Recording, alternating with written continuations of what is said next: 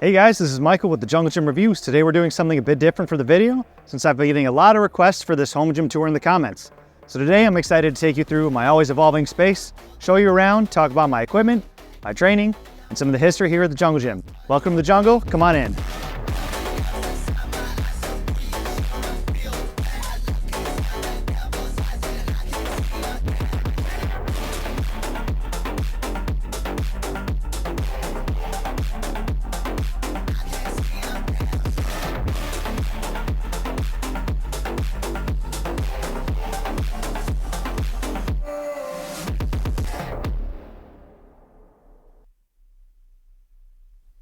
Hey guys, this is Michael with the Jungle Gym Reviews. Today we're not doing a typical product review, but rather a more collective showcase. And in some cases, a high-level overview of particular equipment and items I've collected here to what's now known as the Jungle Gym. I just want to give you guys a quick background for how we got here. I didn't just wake up and decide to sell a kidney in order to fund this boutique-looking home gym. Nope, I started the Jungle Gym in 2020 like many of you, when the gyms closed and myself and a few good friends were just trying to keep our strength training workouts alive in my basement, with some super cheap secondhand marketplace equipment that costs like 500 bucks, a cheap Marcy 3-piece barbell, a bench, squat stand, weight plates, and those spin lock dumbbells that destroy your legs. Also one of those 1990s home gym all-in-one cable tower things that everyone's dad used to have in their basement when I was growing up. From there, with a mere $30 a month member fee, we all contributed slowly to accumulating more and more equipment over the next year or two to eventually have a very functional and respectable full multi-person home gym setup. I went so far even to sell my first child, my baby, my project car, to fund this new hobby. And after a few years, the entire basement was, in fact, a fully equipped gym and nothing else. Well, once kids came into the picture, I realized I needed the space inside my house for, house things. So the gym had to get moved outside, but luckily we had an extra parking space in our 3-car garage I could use. But being both the engineer and kind of person I am, and coming from a nicely finished, heated, and cooled basement, knew I couldn't survive those Michigan winters in an uninsulated garage. So in typical Michael fashion, for those who know me, I decided to build from the ground up my own actual legitimate separate workout room in the garage. And yes, I do mean a room. Framing, drywall, electrical, paint, flooring, separate entry door, new garage door with high lift tracks, garage door springs, a mini split, hardwired speakers, lighting, you name it, I did it, all with just minimal help from my friend Eric. And I even went so far to get the whole thing sanctioned and approved by the city, up to code, and only needed the help of a few small in-house project managers. That's how we got here today. All right, so now that you know about how we got here, let's talk about what everyone wants to see, the equipment. So at the heart of this gym, and at every gym, is the power rack. This thing is a Frankenstein rack that was carefully sourced from different manufacturers and hand-selected based on my personal height, my needs, my wants, and the overall functionality and footprint I wanted to pack into this exact space. I had a few different 3x3 rack configurations in the past, and after finally coming out of the Hobbit's cave that was my 80-inch tall basement, I was so happy to have a non-height restricted room to be able to do all the weightlifting activities my heart desired. The rack itself is a 6-post Titan Fitness Titan series with 100-inch uprights, since I am tall and wanted to do full range of motion, pull-ups in particular. In between are the Rep PR5000 16-inch cross members, since these are some of the shortest cross members you can buy that still allow minimal spacing between the uprights, but also have plenty of room for plate and other storage options. Then, to add to the complexity, I dropped in a Rep PR5000 selectorized lap pull down and low row to the mix, since I knew the Titan and Rep rack holes would line up, because they're both metric rack dimensions and not a true 3x3. Obviously, not to mention for all my barbell movements, I lift outside of the rack with the spotter arms as needed, and nothing on the inside impacts any of my barbell movements like incline benching. Besides the rack post itself, I have a bunch of other goodies in here, with the crown jewel being the Pepin Fast Series adjustable dumbbells. I have a DIY rack mount for them, made out of some extra Titan and Rep cross members that I cut and put together with a set of Crandall Fitness spotter arms. Check out my YouTube Shorts video talking about this in more detail. All of these spare parts come together to make the Pepin sit ever so perfectly with the correct desired height and width for my frame to store and be able to walk in, rack, and unrack the dumbbells without getting in the way of any other movements. Some of the other things in here are various barbells, like my 4th or 5th safety squat bar iteration.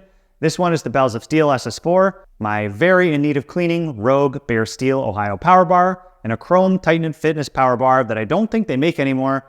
It's just used as a backup and is now mostly for landmines. Speaking of landmines, I have the Kettlebell Adriat 2.0 landmine attachment, which can be mounted to any 1-inch hole, but I typically keep tucked away at the bottom of my rack for landmine rows and such. I have the low profile surplus strength spotter arms, which are super easy to store and move. For lat pull downs, I mount some Rogue single leg rollers into those surplus strength spotter arms. They hold my legs in place perfectly. Also, the spotter arms are great for home gym engineering and creativity to make all sorts of cool rack attached options. I've made a hanging leg raise with these, used them for landmine spotters, a step up, a dip attachment with some band pegs, and my favorite use today is attaching my Darko Thresher pad for chest supported dumbbell rows. Overall, the rack configuration is awesome for my needs in space and has served me well. Attachments like the Bolt Fitness Gemini lateral raise and chest fly combo store well and work well on here. I do miss my fully kitted lever arms with the Vendetta strength bracket adapters and the Kaizen gym pin swivel adapters. I had to sell the whole lever arm setup about a year ago to fund some other priority purchases at the time, since money, unfortunately, is definitely still of some object to me. Now, as you will see here in a moment, I have a separate rack and functional trainer, and that's because until recently, I've mostly worked out with at least 2 people at the same time. Since the rack and the trainer are typically the most used pieces of equipment alongside some dumbbells, it made sense for me to have them as separate entities. If I were to do it all over again now, since mostly it's just me these days, I would possibly entertain the idea of an all-in-one 3x3 selectorized functional trainer, lat pull down, and Smith machine integrated power rack strictly to have more floor space and room for other fun toys in the gym instead of 2 separate machines. Okay, so now speaking to the functional trainer, let's move to this Inspired, now Center SF3, which I've had a few years now after purchasing it from Costco on sale at some ridiculously low price, along with some Costco card kickbacks. I'm almost certain it was about $1,500 out the door. I really wanted the SF3 specifically for the Smith machine because I love Smith machines, and historically I do a lot more bodybuilding or hypertrophy-oriented training, so wanted to have the addition to free weights or cable movements. And I literally had a separate Smith machine in the basement gym before moving to the Home Gym 3.0 version. I also previously had the Inspire FDX trainer as my original cable system back when it cost about $800, and I was so impressed because that thing was so smooth and incredible for the price. I really kind of just wanted to stick with the Inspire brand again. It literally was smoother than the commercial functional trainers at a few gyms that I used to frequent. To date, the SF3 has been so great and I've been so happy with the purchase. It's the perfect width to do things like chest flies and cable crossovers. The pulleys and the eccentric and concentric resistance are perfect. The Smith machine feels fantastic since it's cable driven. Some people complain about how you have to start the machine at the bottom of the movement or that the machine is not tall enough overall, but I've had 0 issues even being 6'2" with pretty long arms. You quickly get used to how the Smith machine functions, and any potential height restricted movements like tricep pushdowns, I've had completely full range of motion. The only thing I can't do on here is a full range of motion pull-ups because I'm so tall I have to bend my knees so they don't hit the floor. I also did a little DIY to this machine and drilled holes to install a resistance band hanger here in the back of the frame, which allows for additional attachment storage. At the bottom, I also drilled holes to store my bare steel equipment stacked weight pins and the 5-pound Inspire weight increments. I don't use the stacked weight pins often, but they're obviously great when I do, and they function exactly as intended when you want to do a heavy single-sided movement like belt squats or seated lat pull-downs, especially before I had the power rack mounted rep version. Like I mentioned earlier, I know at some point I will consolidate to an all-in-one rack solution, and I'm going to be kind of sad when that integrated functional trainer version isn't as nice of a fit and finish as this SF3, and especially considering the moderate price I paid for this, it's pretty unbeatable at that price. So, if you can't tell by now, I'm a little particular when it comes to, well, a lot of things, but especially storage, organization, color schemes, okay, you name it, everything. I have a strong preference. This here is my wall control storage wall, which holds my various attachments and other things I don't need as often, or aren't really associated or in rotation with the functional trainer explicitly. Here I keep things like extra lat pull-down bars, resistance bands, landmine attachments, different Kensui grips, fat grips, lifting belts, belt squat belts, wrist wraps, knee sleeves, hitch pins, Versa grips, deadlift straps, you name it. You know, all of the staples that help me mentally think I'm strong on lift weights. Wall Control is the brand name if anyone is interested. I hope you've heard of them. If you haven't, they make metal pegboard panels that you can choose in pretty much any color and different dimensions to suit your needs. They're also fairly priced, are heavy duty, work great, and the pegs and attachments you can get for it make storing absolutely anything very easy, from tools to garden supplies to gym equipment. They also are very nicely color configurable. Next, moving to the cardio section, which we should just skip because no one actually does cardio anyways. But if you remember from a recent review, there used to be a Walmart Signature Fitness Balance From Stair Climber right here, which I just sold a few days ago. Not because it didn't work, since that thing was awesome and it really was a fantastic purchase. But I had it for about a year and I really just wanted to switch up my cardio for a bit. Now here's the newest marketplace score in the Echelon Connect EX8S, which I picked up essentially brand new for a couple $100, and it usually retails for much more. I've literally been so busy with kids, work, reviews, and my own personal fitness, doing a combination of things like lifting and running outside, that I really haven't had actual time to use it past a singular ride. So I can't speak much about it with any sort of authority. However, I plan to do an in-depth review sometime next year after I get to use this throughout the Michigan winter. So as I mentioned, I've been very active cardio-wise, especially in 2024. I recently completed a few 10K cross-functional races like a Spartan race, which I very much enjoyed the blend of strength and stamina involved. Since then, I've really upped my cardio focus and I'm now running a few times a week, but pretty much always outdoors since it's actually nice and not snowing here in Michigan like it feels like it is a majority of the year. This Horizon 7.0 AT treadmill was a tough selection of the lot just because there's so many options for treadmills, features, and configurations, and they can get astronomically expensive really fast. I wanted something that had a 3 horsepower motor, a cushioned wide and long enough running deck to be able to accommodate my long legs and strides, and then also the ability to do reasonably high incline and change speeds quickly. The Horizon treadmill ticked all the boxes for a little less than $1,000, and I was able to pick it up locally at Dick's Sporting Goods. It also has a tablet holder, which is a good location around eye height, so you don't have to stare down while in use. I mainly use this to do walking, especially during the winter, during a lunch break, or on some phone calls. When purpose for training, I use an incline and set speed walking for added cardio and hiking training, backwards walking, and a few mile runs on it occasionally. Again, I haven't been doing much dedicated running the past 5 years, a part of playing soccer, which has been my main cardio for my entire life till this point. This winter, the treadmill will get a lot more use since I'm now a runner, I guess. But overall, it's a good treadmill for the price. And did I mention the relatively all-black aesthetics, which match the gym? Because obviously, that was a factor in my decision as well.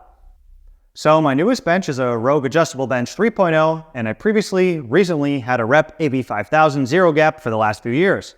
The Adjustable Bench 3.0 is a pretty sweet bench, and coming from a history of Rep and other benches, I actually like this one because it has a slightly firmer and narrower back pad at 11-inch wide, which allows me personally to get a better comfortable range of motion compared to the 12 plus inches pad that most everyone else is doing these days.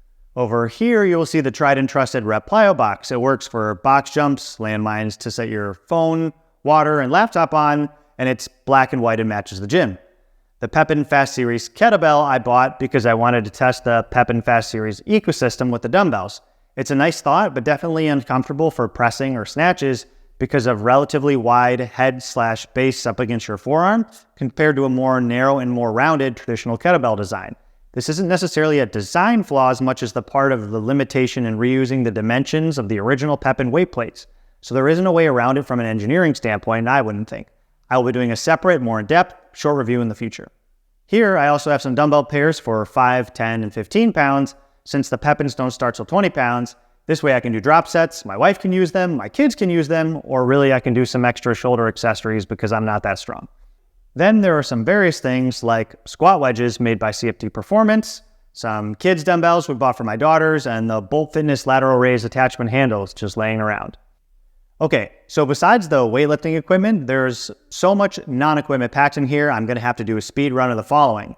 Mr. Cool Mini Split 18K BTU from Costco, installed by myself. Even in the 0 Fahrenheit temperature outside, this thing gets the garage to a balmy 69 degrees. If you're able to handle working out in any temperature colder than that, you're a real one. 2. Mirrors. I went the DIY route, which is to purchase 3x5 mirrors from Lowe's or Home Depot for about $85, stack them side by side to create the huge infinity gym mirror look. 10 out of 10, I would recommend, and it saves a ton of money. More mirrors is great and really just opens up the space and dissipates light everywhere, in addition to being extremely functional for seeing what you're doing, or just downright being vain when you're lean enough to see your veins. 3. Speakers. I had these old Yamaha HS8 studio monitors I wall mounted, ran some cord covers, and hooked up a Bluetooth receiver to play music from my phone so that all my neighbors can enjoy my metal with me. 4. Flooring, 4x6 Tractor Supply horse stall mats, 3/4 inch thick. The best and only flooring you will ever need. Just do a quick search on the Home Gym Facebook group to see for yourself. All right, so since I'm quickly needing more space for equipment and reviews, I've recently expanded to begin conquest of my entire 3-car garage. So in addition to the enclosed gym room that we showed, I'm also occupying the other side of that gym wall, which is now considered yet another auxiliary gym, primarily used for filming, although I've expanded some pieces out here for which I do use in my daily workouts. My personal leg extension and leg curl is a Nautilus Instinct Selectorized leg extension and curl. The RidFit leg press I still use for everything, hack squats, leg press, and calf raises. That thing is great for the price, for sure. I actually wanted to keep it, but I need the space for more reviews for you guys, so it's going to my dad, who's been wanting one of these types of machines for a long time. I also have an older school Weightman seated calf raise for those, and in the corner here, I have my Major Fitness F22, which is going to my brother to help him start his first home gym. This side, and really even the finished main gym room, will continue to change as I continue to review and try new products and switch up my training. We also have a legacy basement storage gym. As I previously mentioned, at one point, my entire basement was a gym. Earlier this year in 2024, before my wife had given into my full garage gym takeover ultimatum, I've expanded some equipment into my unfinished furnace room in the basement and made it a dedicated machine area. I had a Titan Fitness leg press and hack squat, Titan Fitness plate-loaded leg extension and curl. Both of those were replaced. I got a Frey Fitness leg extension and curl, and I also had, until a couple months ago, one of my favorite plate-loaded machines of all time, a Hammer Strength plate-loaded iso row, and I also had a Nautilus Nitro Pec Fly, which I recently sold both of those to fund other equipment purchases. The last two pieces of equipment, still down there in the dungeon, currently is a really unique Magnum Fitness biangular transformer, which is a kind of like original lever arm type of machine that can do a bunch of converging or diverging movements from bench press, shoulder press, lat pull downs, and rows. I really want to do a showcase of that piece because it's so cool. So let me know in the comments if you're interested in learning about that or any other older school pieces. Lastly, I also still have the Signature Fitness leg press down there, which, spoiler alert, I love, and it's made me realize how much I missed the feeling of a true dedicated leg press for so long. A review for that should be coming at some point once I move it upstairs and into the garage to film. And guys, that's pretty much it. If there was anything I missed or you wanted me to go over in more detail, please leave a question or message in the comments below. I can definitely try to add some shorter form content on particular items if desired. If you'd like to see more behind the scenes type of videos like this, into my training, or even more on the personal side, please let me know and definitely subscribe to the channel to stay up to date on this type of additional content. I appreciate you tuning in to the Jungle Gym Reviews Home Gym Tour 2024. Stay tuned for more great reviews coming soon. We'll see you next time. Peace.